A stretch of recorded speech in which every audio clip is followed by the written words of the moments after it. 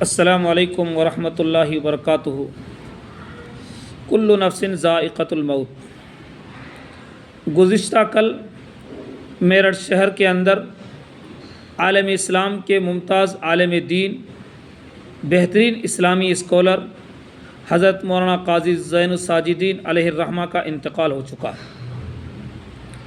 سن 2013 کی بات ہے جب میرا تقرر دارالعلوم وقف دیوبند میں ہوا، اور اسی سال پہلی مرتبہ میرٹھ شہر کے اندر حضرت قاضی صاحب علیہ الرحمہ سے ملاقات کا شرف حاصل ہوا۔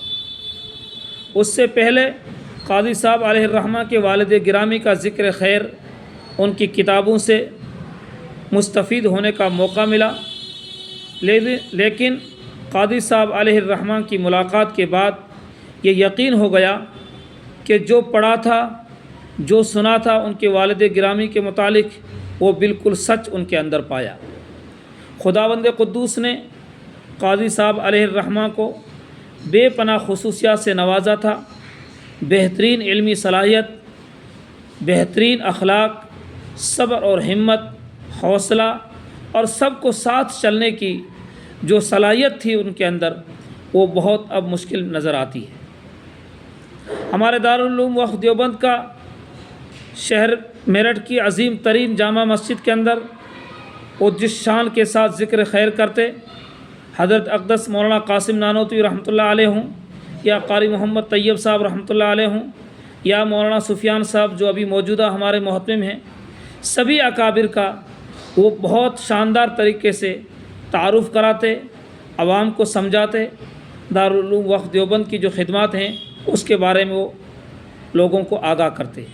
یہ ان کا حسن ظن تھا، ان کی خوبی تھی۔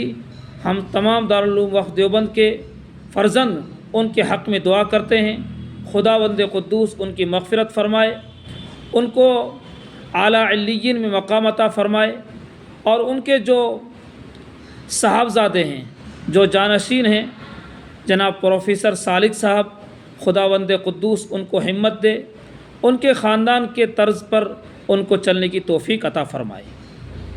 قاضی صاحب علیہ الرحمہ کی بہت ساری خصوصیات ہیں، اس پر لکھنے والے بھی بہت آپ کو ملیں گے، پڑھنے والے بھی بہت ملیں گے، اور سننے والے بھی بہت ملیں گے۔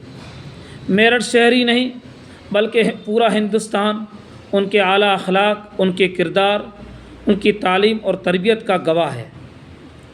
میں نے ان کے اندر الحمدللہ بہت ساری چیزیں دیکھی ہیں۔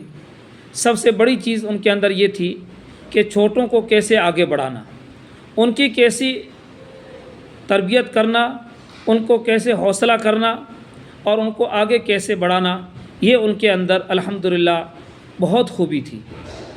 دوسری، قاضی صاحب علیہ الرحمہ کے اندر میں نے ایک خوبی دیکھی کہ ہمارے شہر کا ماحول کیسے اچھا ہو، یہاں کا ماحول کیسے پرامن ہو، سب کے ساتھ چلنا، اپنی بات بھی رکھنا اور اس انداز میں رکھنا کہ سامنے والے کو احساس تک نہ ہو۔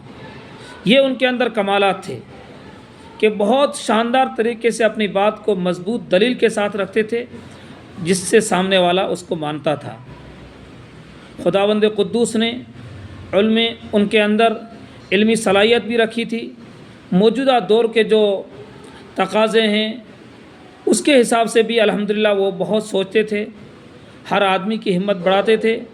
میں دعا گو ہوں اللہ رب العزت حضرت قاضی صاحب علیہ الرحمہ کی مغفرت فرمائے، اور ان کے اہل خانہ کو، بالخصوص ان کے بھائی صاحب کو، ان کے فرزند کو، سب کو صبر اور ہمت عطا فرمائے، اور ان کے نقش قدم پر چلنے کی